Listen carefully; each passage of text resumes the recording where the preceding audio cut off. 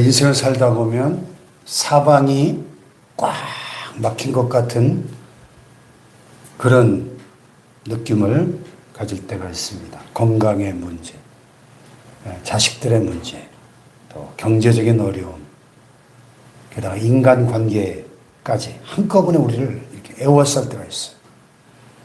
그 중에 한 가지 문제만 있어도 힘든데 여러 문제가 겹치면 마음속에 그런 탄식이 나오죠. 이제는 어디로 가야 할까? 내가 누구를 의지해야 될까? 욥의 고난도 보면은 하루아침에 그 많던 재산이 다 날아가고 그거 하나만 해도 힘든데 10자녀가 몰살을 당하고 또 자기 몸의 머리부터 발끝까지 악창이 피부암이죠. 생기고 아내는 이해 못하고 저주하고 떠나가고 이 네 가지 고난이 막 한꺼번에 몰아닥치죠. 욥의 고난.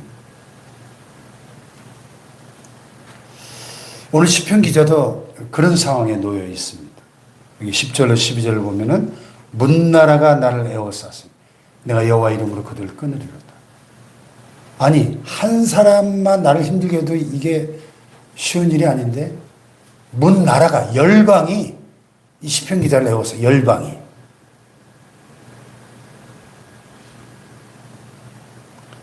나를 에워쌌다는 표현이 계속 반복되죠. 11절에 그들이 나를 에워싸고 에워쌌어. 또 12절은 그들이 벌들처럼 나를 에워쌌다. 아니 벌 한 마리가 달려들어도 당황스러운데 벌떼가 그냥 벌떼처럼 나를 에워싸면 이게 얼마나 당황스럽겠습니까? 근데 시편 기자가 절망하지 않았다는 거죠. 자신의 힘으로 원수를 이기겠다고 하지도 않았습니다. 그는 3번씩이나 반복해서 내가 여호와의 이름으로 그들을 끊으리로다. 3번 똑같은 표현이 여기 반복되죠. 10절에 11절에 12절에 내가 여호와의 이름으로 그들을 끊으리로다. 할렐루야. 오늘 이 말씀을 통해서 사방이 꽉 막힌 것 같은 상황에서도 구원의 길을 여시는 그 하나님을 바라보는 새벽이 되기를 축복합니다. 첫 번째로 사람보다 하나님께 피해야 한다 하는 거예요. 이게 8절 9절을 다시 보십시다. 8절 9절 시작. 여호와께 피하는 것이 사람을 신뢰하는 것보다 나으니 여호와께 피하는 것이 고관들을 신뢰하는 것보다 낫도다. 아멘.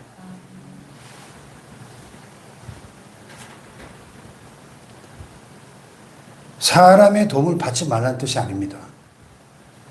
하나님은 때로 사람을 통해서도 우리를 도우셔요.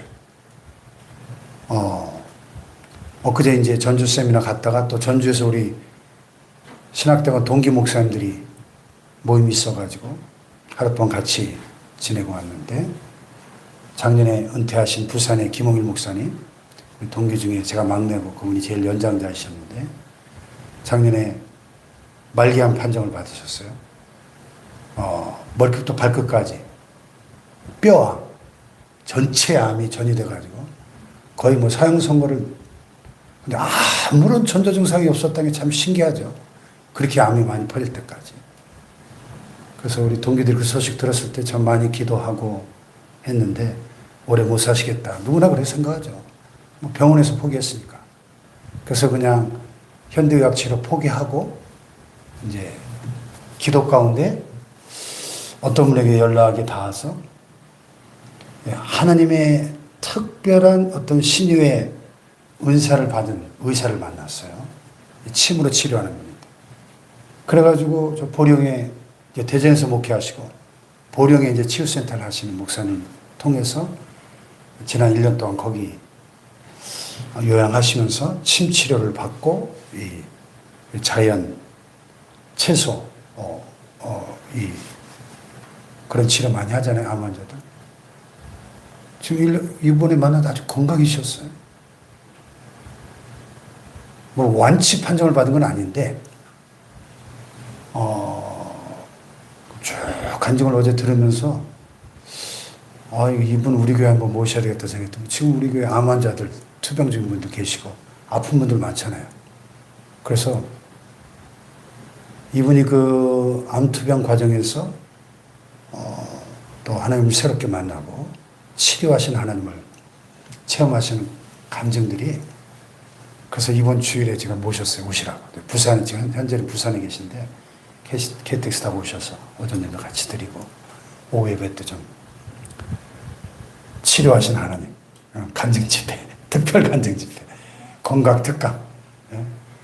우리 교인 얼마 되지도 않는데 그냥 환자 투성이잖아요. 그래서 이번의 메시지가 필요하다. 치료하시는 예수님. 그래서 모셨어요. 오시라고. 그래서 오전 예배 같이 드리고 식사하고 좀 특강해달라고 했는데, 때로는 하나님 우리를 기적적으로도 치료하시지만은 의사의 손길을 통해서도 치료하세요. 그래서 이분이 만난 그 의사가 쭉 얘기를 들어보니까 많이 신이 내린 의사더라고요. 이분이 중국 선교사라도 갔었는데 시진핑 주치 그 소문이 나가지고 침 하나로 막 치매가 낫고 말기 암 환자들이 치유가 되니까 막 중국에 소문이 나가지고 중국 전역에서 막 구름대같이 사람들이 몰려오고 시진핑 주치까지 만났었다고 하더라고요. 어쨌든 뭐 자세한 얘기를 이제 주일날 들으시고 그걸 통해서. 우리가 사람을 통해서도 하나님이 치료하시고 사람을 통해서 도우셔요. 근데 사람을 신뢰하는 것은 다른 문제죠. 사람을 의지하고 사람을 하나님처럼 신뢰하고 의지하는 것은 문제가 있죠. 그 얘기를 하는 겁니다. 여호와께 피하는 것이 사람을 신뢰하는 것보다 낫다. 사람은 절대로 하나님의 자리를 대신할 수 없죠. 만약에 내가 어떤 사람을 하나님처럼 믿고 의지한다면 그게 우상일 수 있겠죠. 하나님 자리를 대신하고 있다면 그게 우상이잖아요. 사람은 도구일 뿐이지 우리의 피난처가 될 수 없다는 겁니다. 여호와께 피하는 것이 사람을 신뢰하는 것보다 낫고 여호와께 피하는 것이 고관들을 신뢰하는 것보다 낫다. 아멘. 네.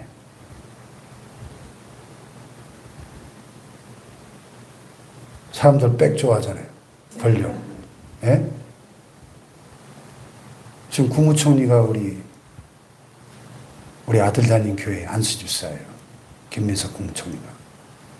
지난 총회 거기서 했는데 딱 김민석 총리가 나와서 축사하니까 벌써 분위기가 확 달라지고 국무총리 정도만 돼도 총회장이 그냥 그 앞에서 90도로 인사하고 국무총리만 돼도 사람들 참 권력, 힘, 백 좋아하죠. 그런데 여호와께 피하는 것이 고관들을 신뢰하는 것보다 낫다고 시편 기자는 고백하는 거예요. 아멘 합시다. 네. 사람을 지나치게 의지하면 그 사람이 흔들릴 때 나도 같이 무너진다는 걸 아셔야 됩니다. 사람의 말 한마디에 기뻐하고 사람 표정 하나에 낙심하고 이렇게 되는 거죠.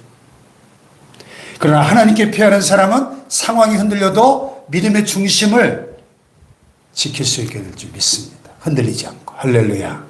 그 얘기하는 거죠. 그래서 우리 자신을 한번 이 새벽에 돌아봐야 돼요. 혹시 기도할 때 지금 이 시편 기자가 문나라가 나를 에워싸고 그들이 막 벌떼처럼 나를 에워싸고 그 얼마나 두려웠겠어요. 한번 생각해 보세요. 그런데 시편 기자는 그 원수들의 숫자를 센 것이 아니라 내가 여호와의 이름으로 그들을 끊으리로다. 하나님의 이름을 불렀다는 겁니다. 아멘. 여러분 이 새벽에 혹시 문제만 바라보고 계시지 않나요? 그냥 문제에 막 함몰돼 있지 않나요? 나를 벌떼처럼 에워싼 문제 속에 파묻혀 있지는 않습니까? 문제들보다 크신 하나님을 바라보길 축복합니다. 병원에서는 이렇게 말했습니다. 자식들의 형편이 이렇습니다. 경제적인 상황이 이렇게 어렵습니다. 도와줄 사람이 하나도 없습니다. 문제 속에 파묻혀 있지 않냐고요. 시편 기자는 문제들을 헤아린 것이 아니라 문제들보다 크신 여호와의 이름으로 그들을 끊으리로다. 문제보다 크신 하나님을 바라보고 하나님을 의지했다는 겁니다. 할렐루야. 네. 그래서 14절에 이렇게 고백하는 거예요. 14절 시작. 여호와는 나의 능력과 찬송이시고 또 나의 구원이 되셨도다. 할렐루야. 하나님이 나의 능력이시고 하나님이 나의 찬송이 되시고 하나님이 나의 구원이십니다 하는 고백이에요. 할렐루야. 뭐 꼭 문제가 해결되어야만 찬송하는 게 아니에요. 하나님이 나의 구원이심을 믿기에, 하나님이 나의 능력이심을 믿기에, 하나님이 나의 도우시는 분이심을 믿기에, 좀 문제가 여전히 있는데도 찬송하고 감사하고 할렐루야. 이게 믿음이죠.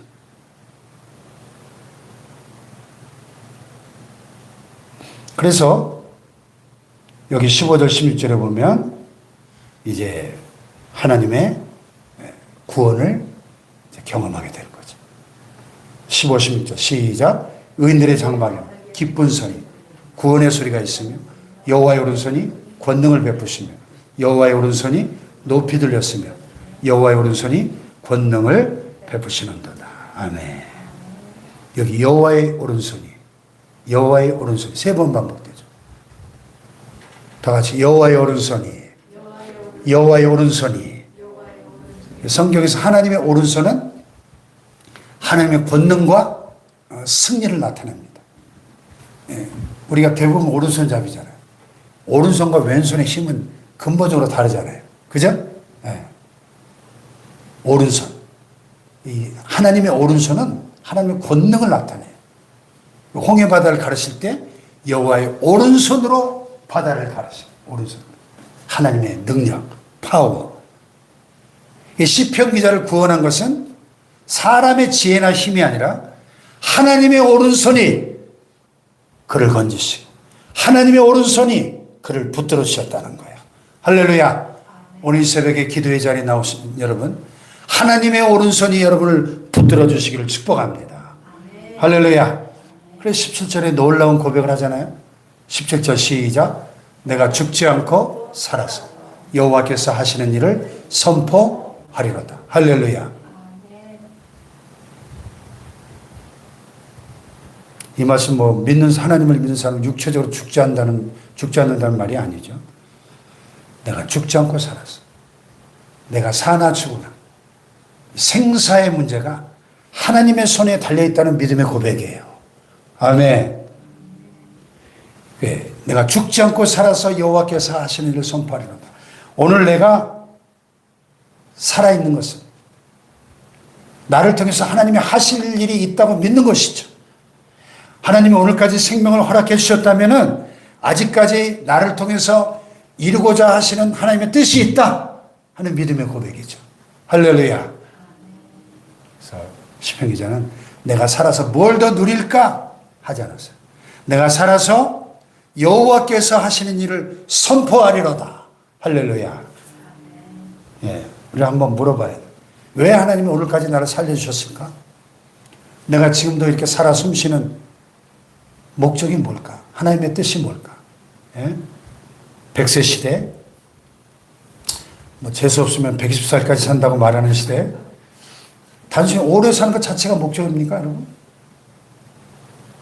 하나님이 내게 베푸신 그 은혜를 다음 세대에 전하고 우리의 자녀와 손주들에게 믿음의 유산을 남겨주고 교회와 이웃을 위해서 기도하고 이 나라와 민족을 위해서 기도하고 주님이 행하신 놀라운 그 일들을 증언하라고 우리에게 오늘을 허락하신 줄 믿습니다. 할렐루야. 그래서 18절에서 시편 기자는 고백합니다. 18절 시작. 여호와께서 나를 심히 경책하셨어도 죽음에는 넘기지 아니하셨다. 경책이 뭐예요? 경책. 징계죠? 징계. 하나님이 시편 기자를 어떤 원인인지 모르지만 징계하셨어.